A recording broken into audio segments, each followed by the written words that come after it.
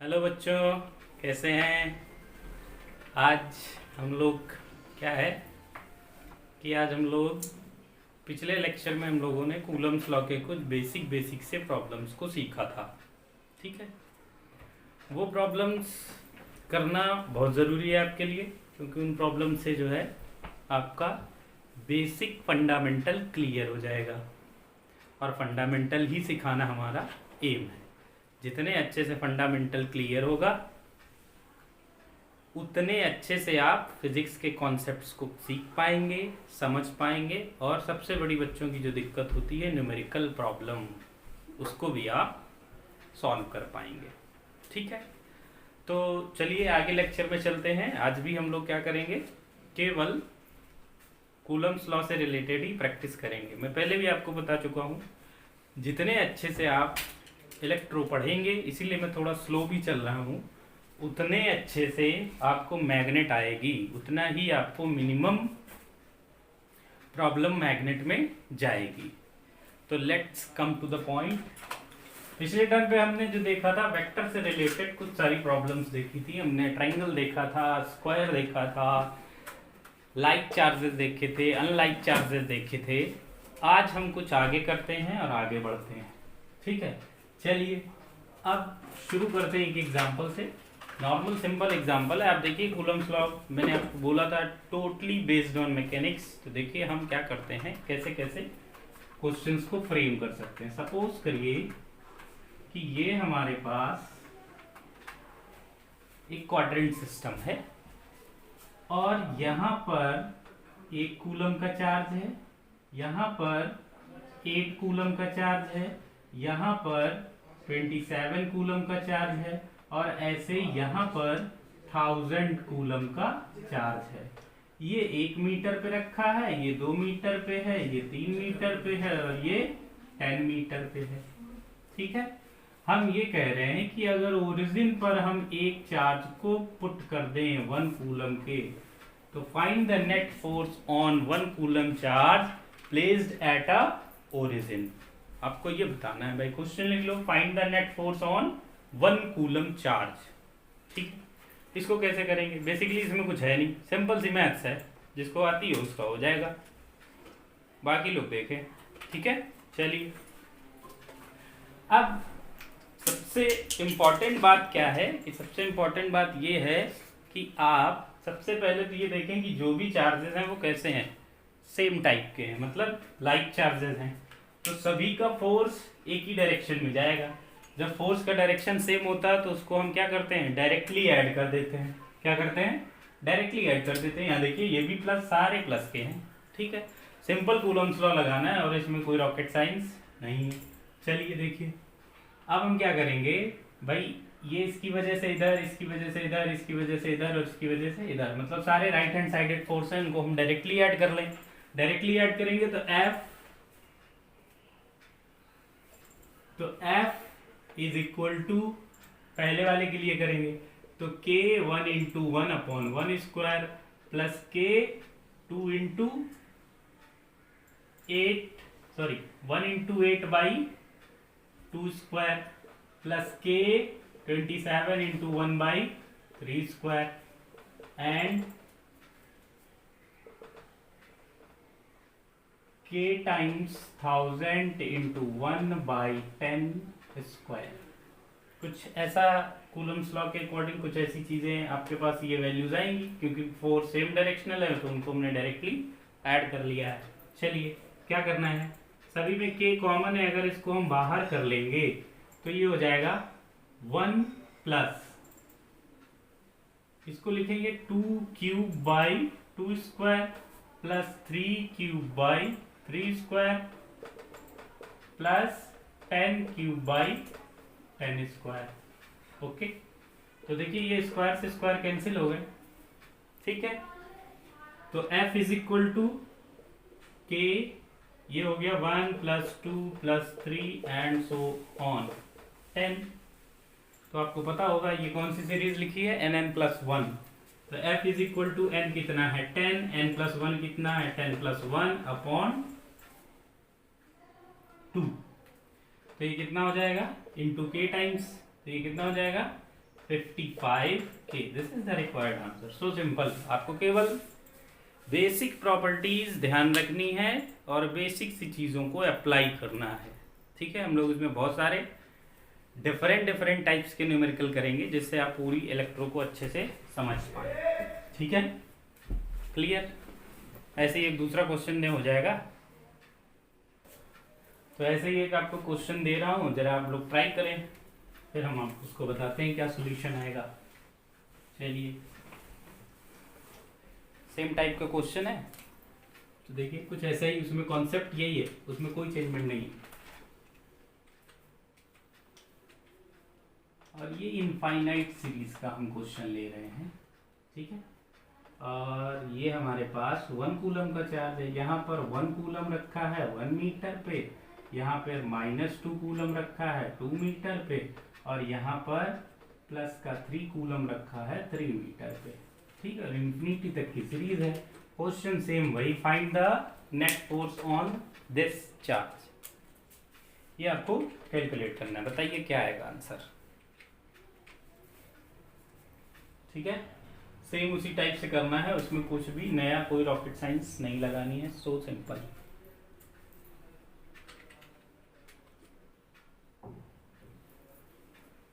ठीक है, चलिए देखिए। अब इसमें एक प्रॉब्लम जो है वो आप लोगों को सीरीज बनाने में आ रही होगी। तो देखिए क्या करते हैं कि हम पहले क्या करते हैं, इसका फोर्स कैलकुलेट करते हैं। सेम जैसे पीछे किया वैसे यहाँ पर करेंगे। k times 1 into 1 upon 1 square -2 minus k times 2 into 1 upon 2 square plus k times 3 into 1 upon 3 square and so on at infinite. ठीक है, अब इसके बाद हम क्या, k सभी से कॉमन आ रहा है, तो k को तो हम कॉमन कर लें।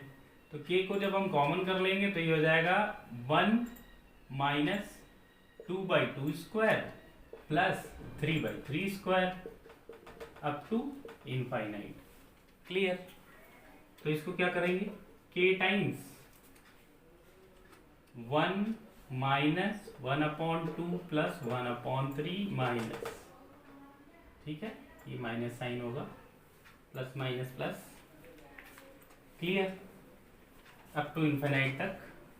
अब ये सीरीज किसकी है, प्रॉब्लम ये आ रही होगा ना। तो देखिए ln 1 प्लस एक्स की सीरीज क्या होती है, x square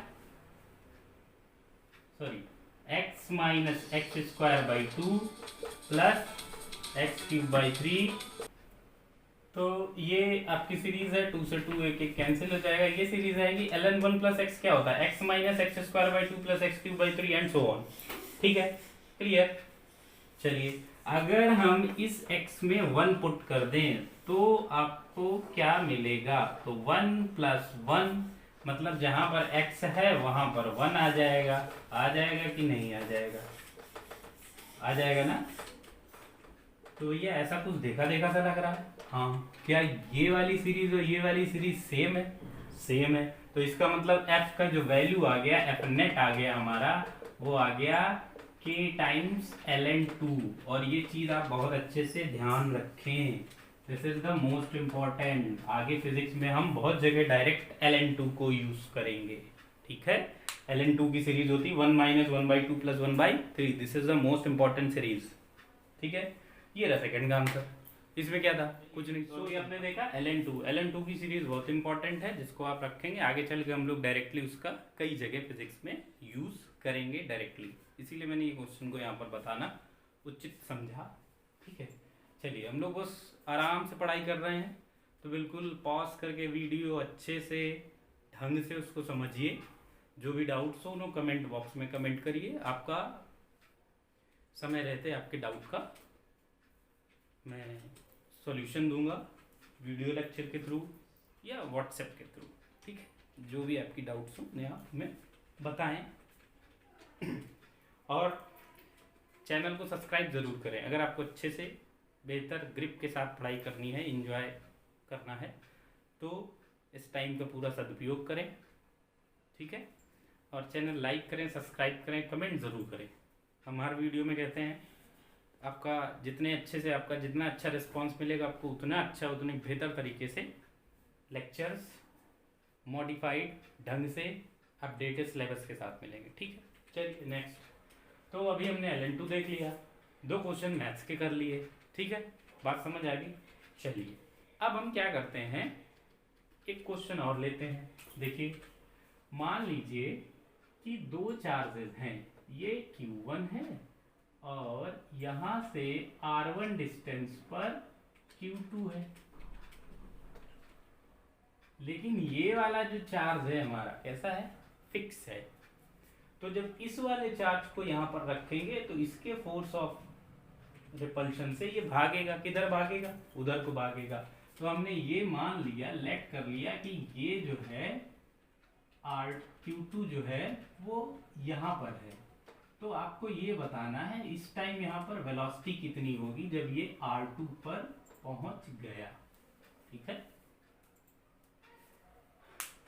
find the velocity of charge Q2 which is at R2। find the velocity of Q2 which is at R2। आपको वेलोसिटी बतानी है किसकी, चार्ज की, जब वो R2 पर है। ठीक है, बताइए।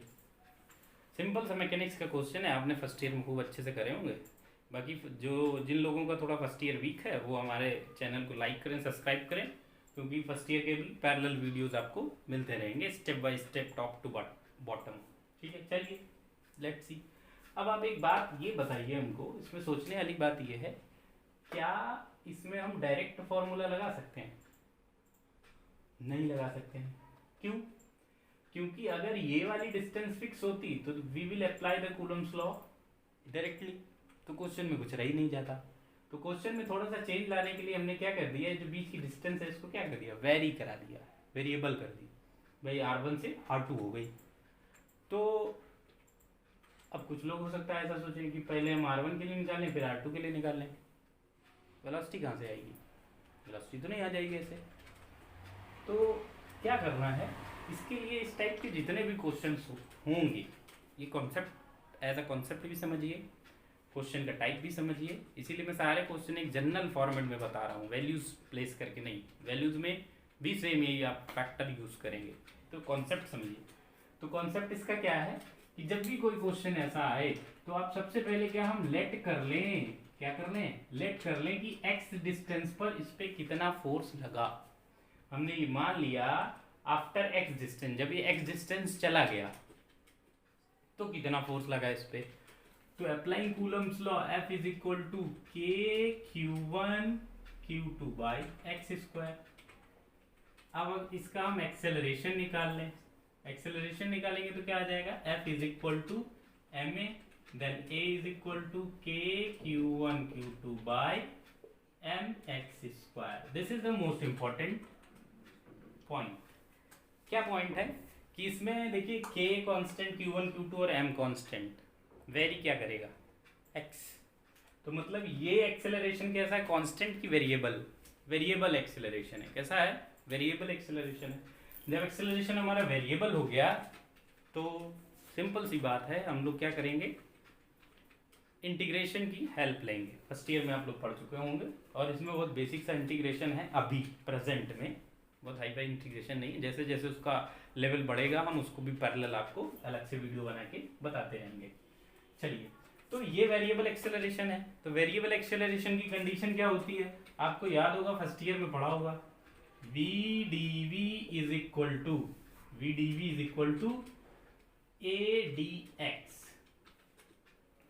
याद आया? नहीं आया, कुछ लोग तो भूल ही गए कि फर्स्ट ईयर भी कोई पढ़ने वाली चीज होती है।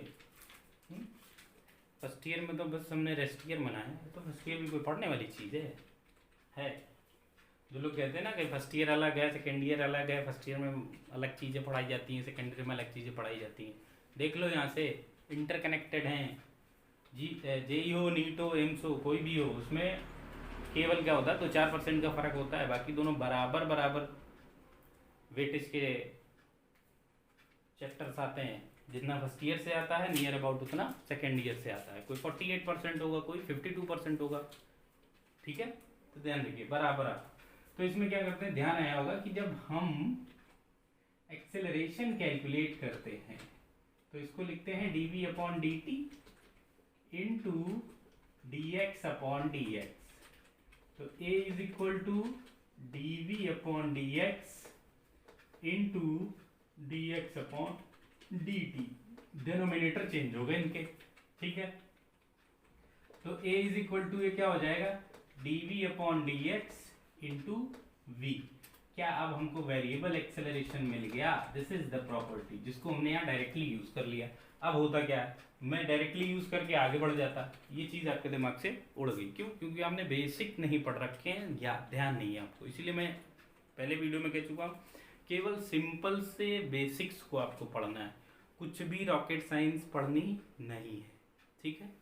फिजिक्स में आपको न्यूमेरिकल एक्सपर्ट मैं बनाऊंगा, ठीक है।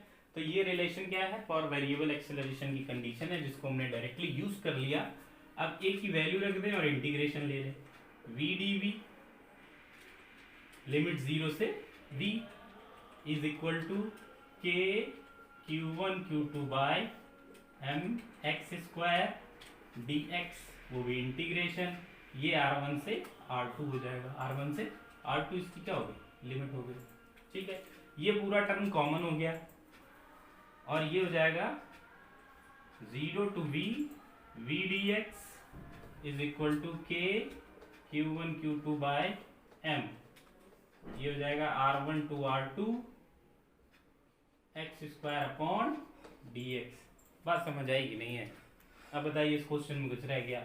केवल क्या है, इस क्वेश्चन का जो पॉइंट है, जो चीजें आपको ध्यान रखनी है, समझनी है, वो पहले तो फोर्स कैसे निकालेंगे। पहला तो इंपॉर्टेंट पॉइंट ये है कि जब वेरिएबल एक्सेलरेशन हो तो हम फोर्स कैसे निकालेंगे। तो सबसे पहले तो बात क्या है, आप एक्स पे जाके, कैसा भी क्वेश्चन हो वहां एक्स पे जाके आपको फोर्स निकाल लेना एक्स डिस्टेंस पे, ठीक है। अब क्या करना है, इसके बाद एक्सेलरेशन निकल आएगा और वेरिएबल एक्सेल। दूसरा इंपॉर्टेंट पॉइंट ये है, अगर ये दो चीजें आपको पता है तो सो सिंपल, क्वेश्चन में कुछ नहीं है, बस समझ आई। चलिए अब अगर इसको हम सॉल्व करेंगे तो क्या आएगा, देखिए क्या आएगा। तो ये तो हो जाएगा v, ये तो आ जाएगा v square by 2 0 to v, ठीक है। और इधर क्या आ जाएगा, इधर आ जाएगा, इधर हमारे पास आ जाएगा, ये ऐसे था, सॉरी स्क्वायर नीचे है इसका, dx अपॉन एक्स स्क्वायर होगा ना, यहाँ से देखिए, ठीक है। चलिए हाँ, तो यहाँ से ये क्या हो जाएगा, 1 अपॉन एक्स स्क्वायर का इंटीग्रेशन क्या होता है, अरे बोलो भाई क्या होता है, वो होता है माइनस का 1 upon x R1 to R2। तो ये तो upper limit minus lower limit v square by 2 हो गया, ये k हो गया, Q1 Q2 बाई m हो गया, और ये हो जाएगा अपर लिमिट माइनस का R2 minus minus plus 1 upon R1। तो v इज इक्वल टू आ जाएगा 2 k times Q1 Q2 by m into 1 upon R1 minus 1 upon R2 root of. This is the required answer for this question. Clear? अब बताइए इसमें कौन सी rocket science थी। सबसे important बात आपको ये दो चीजें समझनी है, ये कैसे आए ये मैंने आपको क्लियर कर दिया कि कोई डाउट न रहे। क्लियर? चलिए ये बात समझ आ गई। ओके नेक्स्ट अगले क्वेश्चंस में देखिए। चलिए एक क्वेश्चन हम आपको देते हैं, होमवर्क समझिए, ये जो भी है उसको करना है आपको, फिर हम उसको अगले उसमें डिस्कस भी करेंगे, लेकिन डिस्कशन तब होगा जब आप लोग बताएंगे कि हाँ मुझे नहीं आया, ठीक है। तो क्वेश्चन ये है कि एक हमारे पास क्लॉक है, घड़ी है, बढ़िया एकदम जबरदस्त हाईटेक प्रॉब्लम, मजा आ जाएगा इसको, अगर जो कर लेगा उसके सारे डाउट्स क्लियर हो गए एक ही बार में। ये 12 है, मतलब यहाँ 12 बज रहा है, यहाँ 3 है, यहाँ 6 है, यहाँ 9 है, यहाँ 10 है, यहाँ 11, यहाँ 1, यहाँ 2, यहाँ 3, यहाँ 4, यहाँ 7, यहाँ 8। तो 9, 10, 11, 1, 2, 4, 5, 7, 8, ठीक है, हर जगह एक एक सी जो है वो चिपका दो। तो मतलब जितने बजे हैं, जितने बजेंगे उतने ही क्या होंगे, चार्ज होंगे। 12 बजे पे 12 चार्ज हैं, 7 बजे पे 7 चार्ज हैं, 3 बजे पे 3 चार्ज हैं, 10 बजे पे 10 चार्ज। ठीक है, अब हमने क्या किया, इनके सेंटर पर 1 कूलम का चार्ज रख दिया। क्या रख दिया, 1 कूलम का चार्ज रख दिया। और हमने पूछा है find the net force on central charge. Question लिख लें और इसमें अपनी अक्ल लगाएं। Find the net force on central charge. एकदम बेहतरीन धमाकेदार प्रॉब्लम, ठीक है, माइंड बूस्टर प्रॉब्लम है ये। तो आपको ये बताना है इस वाले चार्ज पर इन नेट फोर्स कितना आएगा। अभी हमने 1 का पढ़ा, 2 का पढ़ा, 3 का पढ़ा, 4 का पढ़ा, ठीक है, 5 का भी पढ़ा। ये बताइए मोर देन 5 के लिए क्या आएगा। ठीक है, चलिए क्वेश्चन नोट कर लीजिए और आप करिए। नहीं आ रहा तो आप हमें कमेंट करिए, हम इसको एकदम प्रॉपर मैनर्ड वे में समझाते हैं। आप देखिएगा कितना इजी क्वेश्चन है, देखने में थोड़ा टफ है और है भी टफ, ऐसा नहीं है, लेकिन हाँ जब आप इसको समझ जाओगे तो आपके लिए बिल्कुल हलवा जैसा लगेगा। ठीक है, चलिए अब हम बात करते हैं सबसे इंपॉर्टेंट फैक्ट। बोर्ड्स में भी इसके क्वेश्चंस आते हैं, नीट में भी आते हैं, जेई में भी आते हैं। ठीक है, इसको बोलते हैं इक्विलिब्रियम प्रॉब्लम्स। इक्विलिब्रियम प्रॉब्लम्स क्या होती हैं भाई, इनको समझते हैं, इंपॉर्टेंट चीज है।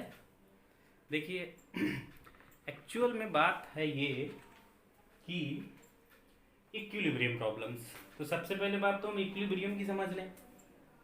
या हम फोर्सेस का इक्विलिब्रियम करेंगे तो इसका मतलब क्या हो जाएगा, अगर एक फोर्स राइट है तो दूसरा लेफ्ट होना चाहिए। मतलब ये कि दोनों फोर्स कैंसिल आउट होने चाहिए, तभी बोला जाएगा कि हाँ भाई पार्टिकल इक्विलिब्रियम में है, अदरवाइज नहीं। तो उस केस में हमको क्वेश्चंस को कैसे करना है ये सीखते हैं। तो बात समझ आ गई, इक्विलिब्रियम की कंडीशन क्या होनी चाहिए, फोर्स कैंसिल आउट होने चाहिए।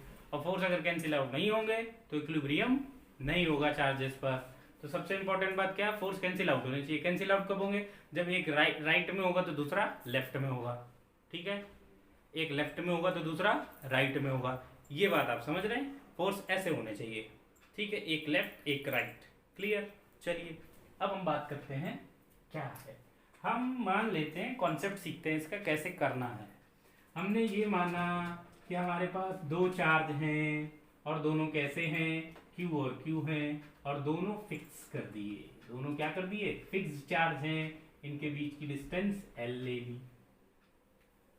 अब हमसे ये कहा जा रहा है कि आपको एक तीसरा चार्ज हम कहां रखें कि तीसरा चार्ज इक्विलिब्रियम में हो जाए। इन दोनों के बीच की डिस्टेंस L थी, मतलब तीसरे चार्ज को हम कहां रखें कि वो इक्विलिब्रियम में आ जाए। भाई ये तो दोनों फिक्स है, ये तो इक्विलिब्रियम में आई, प्रॉब्लम तीसरे चार्ज की आएगी ना। तीसरे चार्ज को हम कहां रखें कि तीसरा चार्ज जो है वो किस में आ जाए, इक्विलिब्रियम में आ जाए। दैट्स द पॉइंट, यही हमें सीखना है। तो देखो सबसे इंपॉर्टेंट बात यह है कि फोर्स कैंसिल आउट होने चाहिए इक्विलिब्रियम में। भाई एक लेफ्ट लगेगा तो दूसरा राइट लगेगा, अंधेरा कायम रहे। तो एक लेफ्ट लगेगा एक राइट लगेगा। बात समझ आ गई, बहुत बढ़िया, बहुत मजा आया बाबा। अब क्या करना है, अगर इक्विलिब्रियम में होने के लिए क्या है, अगर हम चार्ज को यहां पर रखेंगे तो कोई फर्क होगा नहीं होगा। क्यों, क्योंकि चार्ज को हम इसी लाइन के अलोंग रखेंगे तभी हम चेक कर पाएंगे, तभी हम ये पता कर सकते हैं कि इक्विलिब्रियम में होगा कि नहीं होगा। भाई यहां रखने का क्या फायदा, कोई फायदा है, ठीक है, कोई फायदा है नहीं, फायदा क्लियर। यहां रखने का कोई फायदा है नहीं है, हमको क्या रखना पड़ेगा। तो पहले तो इंपॉर्टेंट बात क्या है कि हमको कहां रखना पड़े, along the line joining between the two charges. तो सबसे पहली बात तो ये है कि जो चार्ज हम रखेंगे वो along the line joining between the two charges रखना पड़ेगा। ठीक, ये बात समझ आ गई? आई कि नहीं आई? एकदम क्लियर? एक बार फिर से इंपॉर्टेंट चीज है, समझिए। इक्विलिब्रियम प्रॉब्लम में हम तभी उनको सेटिस्फाई करेंगे जब फोर्स कैंसिल आउट हो, एक लेफ्ट हो तो दूसरा राइट हो। ये मैं अभी पहले बोल चुका हूं, पहले आपको बता चुकी, बात समझ आ गई? क्लियर? एकदम। आगे चलें। चलिए, अब क्या करना है कि दो चार्जेस हैं, दोनों फिक्स कर लिए, दोनों के बीच की डिस्टेंस L है। तो अगर दो जो तीसरा चार्ज हमको लेके आना है उसको कहाँ रखेंगे? वो इक्विलिब्रियम में हो। कौन? तीसरा चार्ज। भाई ये दोनों तो फिक्स है ना, ये दोनों क्या है? फिक्स है, ये तो इक्विलिब्रियम में पहले से है। प्रॉब्लम कौन करेगा? तीसरा वाला। तो तीसरा वाला अगर प्रॉब्लम करेगा तो तीसरे को हम कहाँ रखें कि बोले इक्विलिब्रियम में हो। तो यहां रखने का कोई फायदा है नहीं, यहां रखने का कोई फायदा है नहीं। तो इसका मतलब हमको कहाँ रखना पड़ेगा? Along the line joining. सबसे इंपॉर्टेंट बात ये है। तो जब भी आपको चार्ज का इक्विलिब्रियम चेक करना है तो उसको आप अलोंग द लाइन ज्वाइनिंग रखेंगे। ठीक है, तो अलोंग द लाइन ज्वाइनिंग। अब हमको नहीं पता कहाँ रखना है, तो सबसे पहले हम क्या करते हैं, इधर रख लेते हैं चार्ज को। मान लेते हैं एक चार्ज Q रखा। क्या रखा? Q रखा। तो देखो भाई, ये प्लस, ये भी प्लस, ये भी प्लस, तो दुश्मनी हो जाएगी। तो Q इसको किधर फोर्स लगाएगा? इधर। इसको इधर पुल मतलब पुश करेगा, दुश्मनी निभाएगा ना, तो अपने पास थोड़ा ना देना, अपने से दूर भेजेगा, तो एरो इधर लग जाएगा। ये भी समझ लीजिए, बहुत ढंग से एरो एरो लगाना। सबसे ज़्यादा दिक्कत बच्चों को इसी में होती है, बहुत सारे बच्चे यही चीज़ लेके आते हैं। तो ये ढंग से समझ लीजिए, ये प्लस, ये प्लस, तो ये क्या करेगा? क्या करेगा? ये दुश्मनी निभाएगा। दुश्मनी निभाएगा तो अपने पास थोड़ा ना आने देगा, अपने से दूर ही रखेगा। तो फोर्स किधर लगाएगा? इधर। ये प्लस, ये प्लस, ये भी फोर्स किधर लगाएगा? इधर ही लगाएगा। अब बात बताओ, इक्विलिब्रियम क्या इधर पॉसिबल है? नहीं पॉसिबल है। क्यों? क्योंकि हम पहले ही बता चुके हैं, पहले ही समझ चुके हैं, पहले ही पढ़ चुके हैं, पहले ही बोल चुके हैं कि इक्विलिब्रियम तभी होगा जब फोर्स इक्वल एंड अपोजिट हो। क्लियर? तो इधर तो दोनों साइड सेम साइडेड फोर्स है, इक्विलिब्रियम नहीं हुआ। चलो भाई इधर चेक कर लेते हैं। इधर भी एक हमने चार्ज Q इधर भी रख दिया। ठीक है, तो अब हम इसमें देख रहे हैं, इसकी वजह से चार्ज इधर, इसकी वजह से भी चार्ज इधर। इक्विलिब्रियम का पॉसिबल है? नहीं है, क्योंकि फोर्स सेम डायरेक्शनल है। चलिए, अब एक ही पॉइंट बचता है दोनों के बीच में। चलो भाई यहां भी रख लेते हैं। यहां रख लिया, यहां रख लिया। जब यहां हम रख लेंगे तो देखो भाई, ये Q रखा, इसकी वजह से फोर्स किधर जाएगा? इधर की इधर, इधर की इधर, इधर जाएगा। भाई धक्का देगा ना, ये पसंद थोड़ा नहीं करता है इसको। सेम टाइप का क्या फोर्स इक्वल हुए, अपोजिट हुए? हाँ, मतलब ये वाली पोजीशन करेक्ट है जिसमें इक्विलिब्रियम आएगा, जिसमें इक्विलिब्रियम आएगा। तो लो भैया, ये इक्विलिब्रियम में आ गया। अगर हम दोनों चार्जेस के बीच में रख देंगे तो क्या होगा? इक्विलिब्रियम आ जाएगा। ठीक, चलिए भाई बात समझ आ गई सबको अच्छे से ढंग से। चलो इसमें थोड़ा सा और आगे बढ़ते हैं, थोड़ा सा चेंज मारते हैं कुछ। ठीक है, चेंज ये है कि मान लो ये वाला जो Q है ये Q ना होता, तो आप लोग सोच रहे हो तो क्या होता? Q ना होता मतलब बड़ा Q होता, कैपिटल, मैग्नीट्यूड कुछ और होता। तो देखो भाई, अगर इसका हम मैग्नीट्यूड बदल दें, अगर हम इसका मैग्नीट्यूड बदल दें तो इधर और इधर क्या आएगा? मतलब यहां पे रखें या यहां पे रखें? यहां पे रखेंगे तो दोनों प्लस फोर्स इधर, दोनों प्लस फोर्स इधर। इधर रखेंगे दोनों प्लस फोर्स इधर ही आएगा। तो इक्विलिब्रियम हुआ? नहीं हुआ। कहाँ जाएगा? बीच में ही जाएगा। कहाँ जाएगा? बीच में ही जाएगा। ठीक है, बीच में ही जाएगा। अब क्या है, तो बीच में भाई रख दिया। बीच में जैसे ही रखेंगे फोर्स कैंसिल आउट हो गए कि नहीं हो गए? मतलब बीच वाला जो स्थान है वो इसका इक्विलिब्रियम है। ठीक है, बात समझ आई कि नहीं आई? अच्छा, थोड़ा और सोचते हैं इसमें, थोड़ा और इसको अच्छे से समझने की कोशिश करते हैं। मान लो कि ये वाला चार्ज क्यू ना होता, कैपिटल क्यू हो जाता, तो क्या इसकी इक्विलिब्रियम पोजीशन में कोई फर्क आया? नहीं आया। दैट्स द इंपॉर्टेंट पॉइंट कि अगर चार्ज का मैग्नीट्यूड कुछ भी हो, चार्ज की इक्विलिब्रियम पोजीशन में कोई फर्क नहीं आता। ठीक, थोड़ा और आगे चलते हैं। अब हम क्या करते हैं कि अगर हम चार्जेस का ये भी क्यू, ये भी क्यू, मैग्नीट्यूड बदल के देख लिया, इक्विलिब्रियम पोजीशन में कोई फर्क आया? नहीं आया। ठीक है, अब हम क्या करेंगे? अब हम माइनस क्यू कर दें, मतलब चार्ज नेगेटिव कर लें। तो देखो भैया, इधर रखो, इधर रखो, इधर माइनस क्यू रखा, इधर माइनस क्यू रखा, तो देखो भाई ये क्या है?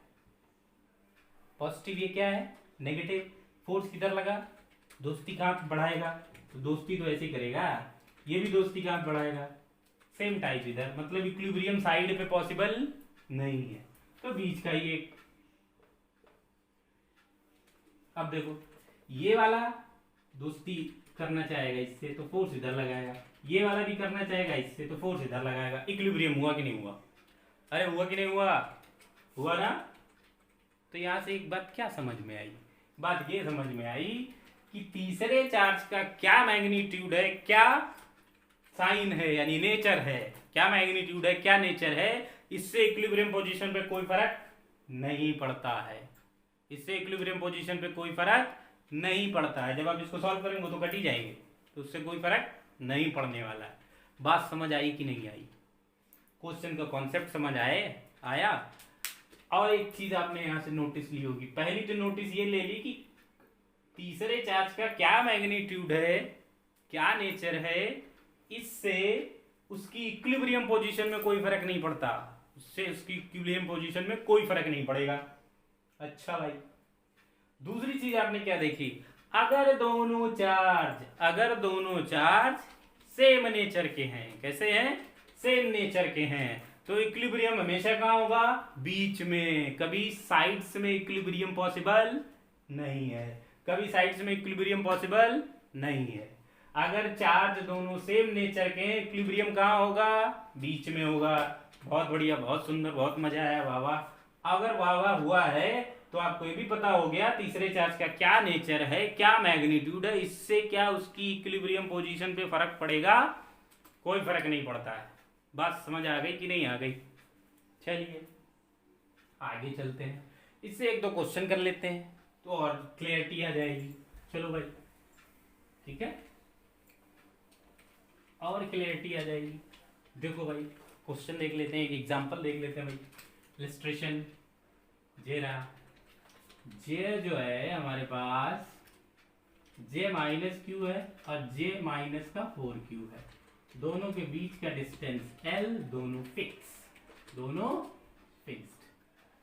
अब बताओ इनका इक्विलिब्रियम पोजीशन क्या आएगा? क्वेश्चन क्या है? Find the position of the third charge such that it will be in equilibrium, ठीक है, बताइए भाई क्या आएगा?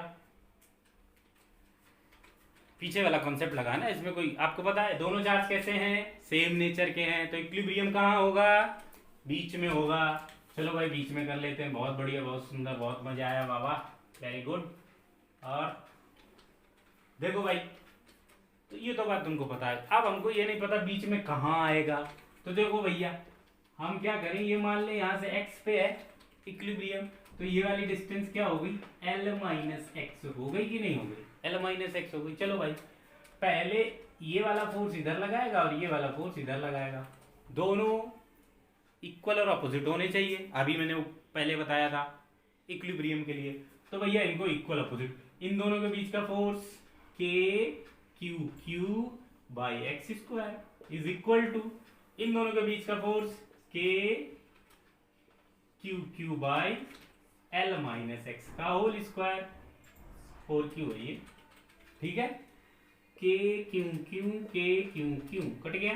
तो देखो भैया, 4x² is equal to L minus x का होल स्क्वायर आ गया। आया कि नहीं आया? तो ये हो जाएगा L minus x is equal to 2x या x is equal to L/3 answer. मतलब यहाँ से L/3 पर इसका इक्विलिब्रियम पॉसिबल होगा। ठीक है, अब चलो भाई एक क्वेश्चन और कर लेते हैं, आप लोग खुद करना है, मैं कुछ नहीं बताने वाला। Q और ये हो गया 9Q, ये क्या हो गया 9Q, दोनों फिक्स्ड, दोनों के बीच की लेंथ L, दोनों फिक्स्ड। ठीक है, चलिए इसको प्रैक्टिस करिए और हमें बताइए। ठीक है, और चैनल को लाइक करें, सब्सक्राइब करें, शेयर करें। अगर आपको सच में ये चीज़ समझ आई, अच्छा लगा, आपको बेहतर लगा प्रॉपर स्पीड के साथ, तो आप इसमें ज़रूर कमेंट करें, लाइक करें, ज़्यादा से ज़्यादा शेयर करें और चैनल सब्सक्राइब करना ना भूलें।